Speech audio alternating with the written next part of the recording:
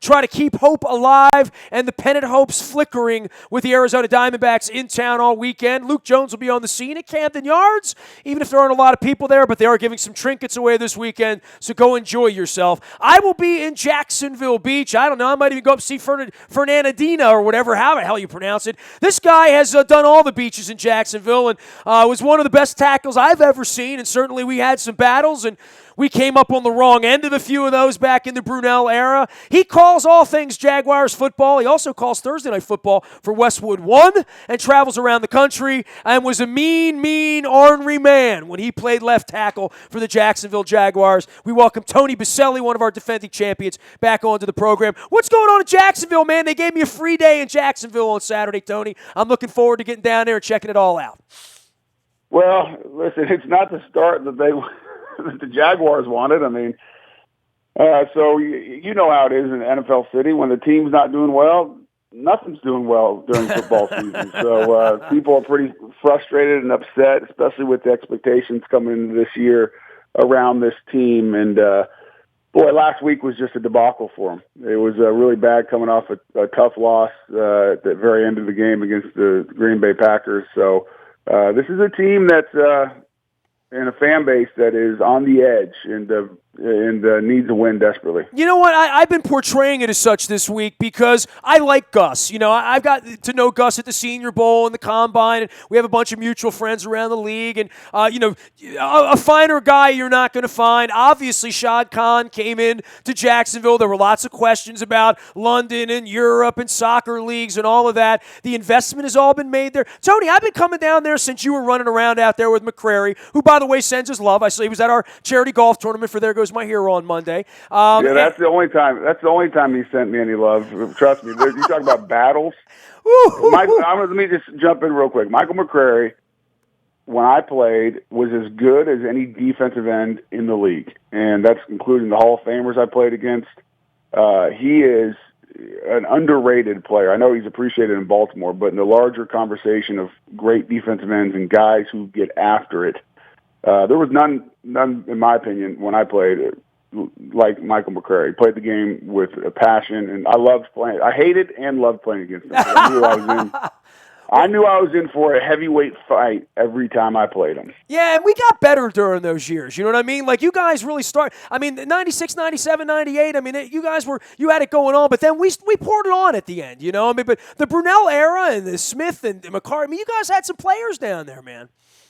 Yeah, it was, you know, first of all, I liked the old AFC, I don't even remember what it was called, Central, whatever it was called. I thought that was a great division with us and Pittsburgh and Baltimore and Tennessee. Cincinnati and Cleveland and Tennessee and Cleveland before they moved to Baltimore. I mean, it was great battles and great division and went back and forth between all the teams. So it was a lot of fun. What a great time. And I wish I could rewind the clock and do it again. It was the best. It was a great time. Well, you know, let's talk about the pressure on the team, and we'll get on to the field in a minute, but I like painting the picture bigger because you do go back to building that and the Jag rags and, you know, Zaire tripping over, Ogden at the goal line. We had a chance to win games, and then we started to do better.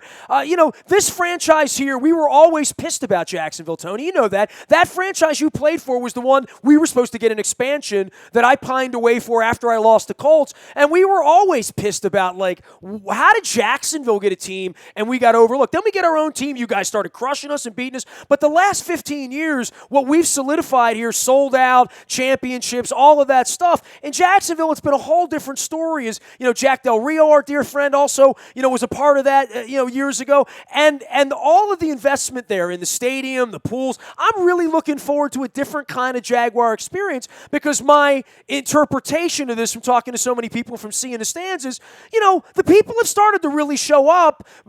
They weren't so much maybe 10 years ago, but they've been given a reason to come to this cocktail party that they're so familiar with Georgia and Florida every year, and making that thing happen 8 times a year with the scoreboards and the decks and all that. But then the team has to show up, and 0-3 here might set off some really, really bad things for the franchise, right?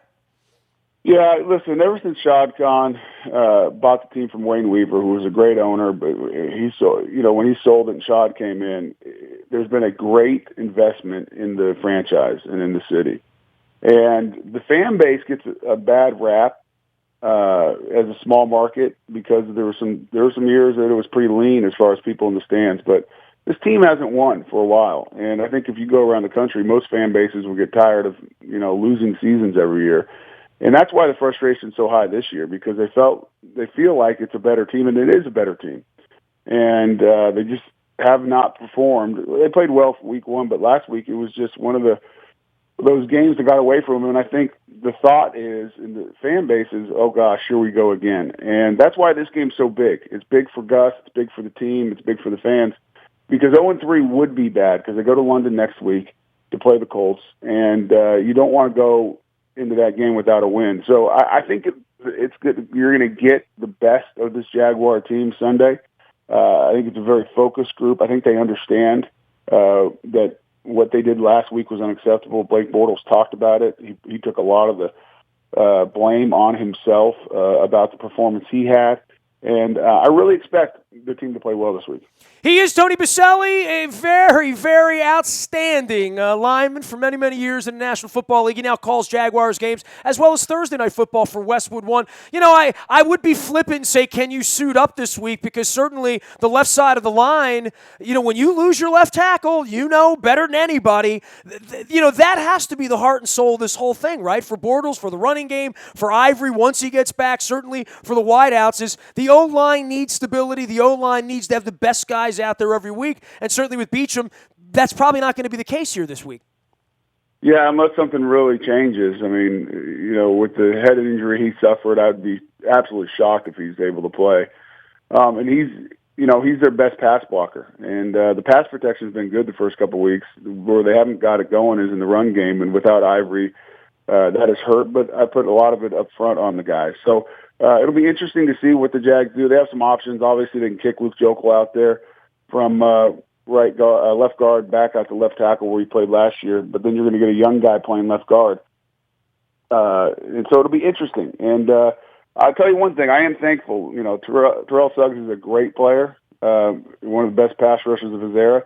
I'm thankful it's not the Terrell Suggs of about 2 or 3 years ago, though, because that would be really bad without Kelvin Beachum out there. So they got to protect Blake, but they got to get the run game going. They haven't even rushed for 100 yards combined in 2 games. And you can't rush when you're 4 touchdowns down, right? I mean, it's simple as that. I mean, that's it's more than that though, because they started the game off last week heavy run in the first 2 series, and they never got it going. I mean, they got stuffed right at the line of scrimmage, so they have to get that going a little bit. And then you're right. Once it got away from them, you're not going to run the ball. But early I think one of the keys of this game early against Baltimore is, can they run the game? Can they run it? Can they take some pressure off the passing game and loosen up and force Baltimore to bring the safety down and loosen up the coverage a little bit? I always say that the Jaguars, and I've said all week, they sort of win the draft every year, right? I mean, they're in the first hour of the draft. They always pick some stud that everybody, Mel Kiper, everybody's all worked up about. And then it has to get to the field, and I think that's one of the things crashing down around Gus is you look around and you see the Ramseys and the Robinsons, and, there were some, you call the games, man. I mean, there were some years you looked at the roster and you realized, wow, they were winning 3 and 4 games because they just didn't have the players. They didn't have the quarterback thing figured out, and they didn't get the draft right. It feels to me, at least, like, Ramsey's going to be there a while, and you're going to build something around him. The question is, how quickly will it all come together? Yeah, no, listen, I think that, it's great winning the off season, but that doesn't matter. I mean, it's fun during, March and April and May, and everyone gets excited, but you got to win ball games. Now, Jalen Ramsey's an absolute stud, and you'll see it firsthand on Sunday. The guy is a great corner, and he's going to be a superstar. And they need to the young guys need to grow up fast, and they're really young on offense still, even though they have experience, but they're still 2nd and 3rd year guys going out there that you're counting on. And it's time for them to mature. And so it comes down to execution. And if you look at that San Diego game where they got blown out, a lot of it was mental errors. I mean, they just were out of position, especially defensively. You had a lot of blown coverages, guys running wide open. You can't do that, especially if you've got a guy like Phillip Rivers playing quarterback. And it's no different this week. The Ravens aren't as explosive as they've been in years past. They're not the same team. I know they're 2-0, but they're not, this has been one of the best franchises in the AFC and the NFL for a long time. and they're getting a little bit older, but they still can beat you, obviously. But you can't blow assignments. You got to play sound football, and that's what they didn't do last week. Malik Jackson comes in, gets a lot of money. Has it felt different in the middle? I mean, you bring a guy like that in to take on doubles and you open up and you free some runners behind him. Has it worked? Well, it's early. I was really disappointed, and I'm not putting this on Malik, but the entire front seven. This team has hung its hat on being able to stop the run, and they absolutely got gashed against the Chargers. They ran right at them, and that can't happen, and especially with the talent of that front seven. They have to do a better job. The gap control is not good. They were unsound at many times. Obviously, that's not just on Malik. That's on the whole front. And one of the dangers always when you pay a lot of money, and you're always going to overpay in free agency. That's just the way the game works. And the expectations, you pay a guy $90 million like Malik that he's going to make a play every down, and it's just not going to happen. It's not the way it works. And so it's the entire unit that has to do a much better job. And obviously, you want some splash plays from your top guys like Malik and like a Dante Fowler, outside rushing the passer, and they're trying to get Miles Jack on the field, another explosive player. So, but really, I don't think it's any one individual at this point. They got to play better defensively as a unit. And if it is one, it's Blake Bortles is going to be a big part of the solution if there is such a thing. Some thoughts about him and protecting him and where the ball's going and taking care of the ball. Well, the protection has been good for the most part the first 2 weeks. You know, he said it afterwards. He played bad. He made bad decisions. Was late on some balls. He was off and wasn't accurate. What I love about Blake, he makes no excuses. He's one of those guys. He's a stand-up guy. Looks at everybody, looks at the media, owns it. And he has to play better. In today's NFL, the way the rules are set up and the game is structured, the quarterback has to play well. And for this team to win and to move the ball consistently on offense, he has to perform at a higher level. Doesn't have to be a superstar. Doesn't have to be Aaron Rodgers or Tom Brady or whoever. But he has to be Blake Bortles and what we saw last year and what we saw week one, frankly. Consistent, making good decisions and delivering the ball on time. He is Tony Baselli. You can follow his journey out on Twitter as well as Superman in the Cape. And you'll go to Twitter and find that out under his name. He's also calling games at Westwood One as well as for the Jaguars. And the Ravens will be down in Jacksonville this weekend. I'm headed down to Jacksonville. I'm going to ask you for a travel tip on Jacksonville in a minute because I am coming in with a little free time and I don't play golf. So don't start me on which course you're putting me on. But I want to ask you about Thursday nights because, and I would ask this to anyone, and this is a specific question to you because you're at those games. You break down film. You're watching the games. To my eyes, and I'm not a football coach, but I have sat with many of them and watched film, and I don't watch week to week the way Greg Cosell does, and I ask him about it as well. So it's a stock question. The level of play that we see on Thursday night, for you having been a player, been involved in coaching and younger players and the league and the money and the players, so you understand in the broadcast, you understand how the game works here from the Players Association and negotiate. This Thursday thing's never going away, but boy, it's never going to get any better, is it? Teams trying to get ready to play football games on 3 days? Well, it's just tough. It is a challenge, but each team only has to do it once. And, as a football player, you're a pro. This is what you get paid to do. And it's always a fine line because players, all of us, we always want more money, and we want to make as much money as we can. And having Thursday night football and different, that's how we get paid, and that's how players get paid. So is it going to be, as good as a Sunday game? Probably not. But I don't know if the average fan who's watching football, we love football in this country. They just want to watch a game. And it's always a challenge from a physical standpoint of getting your body ready. You're not going to feel great. Do you see that, though? Like every Thursday, do you see, like, in your player brain, think, like, in the third quarter, boy, the team that traveled looks tired, or that you see the sloppiness of it start to unravel a little bit? When you see it every week the way you watch it? I think the better team usually wins. I don't care if it's Thursday or Sunday. And I saw that last week when the Jets played Buffalo. The Jets were a better team. They had to travel. And in the second half, they took over the game. And Everyone's going to be tired. Is it a little bit more of a challenge traveling? Absolutely. But I've said always, once the ball is kicked off, you're playing football. And I know as a player, you're not thinking about, oh gosh, I only had 3 days rest or this or that. You're playing a football game. And if you're a true competitor, you go out there and compete and you let it go.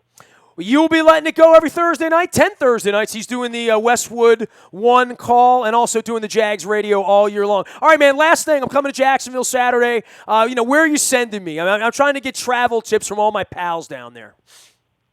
So you're coming in. I would head out to Atlantic Beach on Saturday night. All right. A lot of good restaurants, good place to hang out, good, not really cool beach community, fun place to go. You are the first one to give me that tip, and honestly, you've almost talked me into it. You've sold me on exactly what I'm looking for. Yeah, I'd give you golf courses, but you don't want to play golf. I'd go ahead. Atlantic Beach is a cool place. Do you think the Jags going to win Sunday?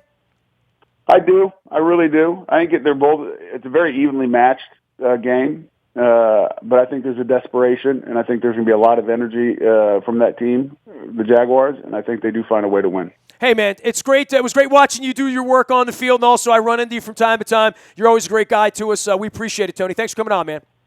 Anytime. Talk to you soon. You got it, Tony Baselli, one of the good ones down there in Jacksonville. Even giving some high praise to Michael McCrary, which is nice to hear for anyone that remembers the 2001 team. I feel like an old codger. Back at the turn of the century, we won the Super Bowl.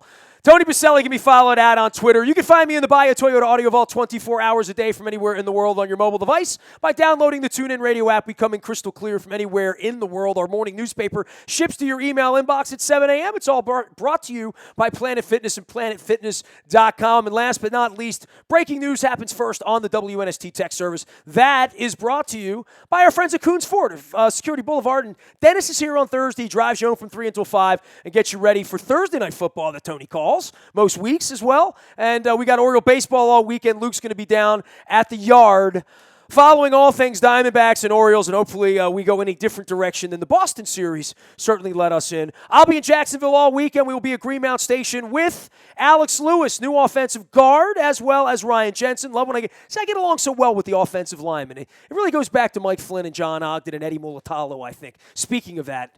So some offensive linemen with us, eating some crab cakes, hanging out at Greenmount Station, talking sports, and swabbing, most importantly, for the Bone Marrow Registry and for There Goes My Hero. So come on out, 7:30, Wednesday night, Greenmount Station, Carroll County in Hampstead, which means I get some fresh produce on the way out there. I need some peaches. Send me some fresh. I need more peaches before the season's over. That's all I'm asking. Nasty at WNST.net finds me. Twitter, Facebook, LinkedIn, Snapchat, Instagram, streaming live on Facebook Live as well as on YouTube on our WNSTV channel. We are WNST.net, AM 1570, and WNST Towson, Baltimore, and we never stop talking Baltimore sports.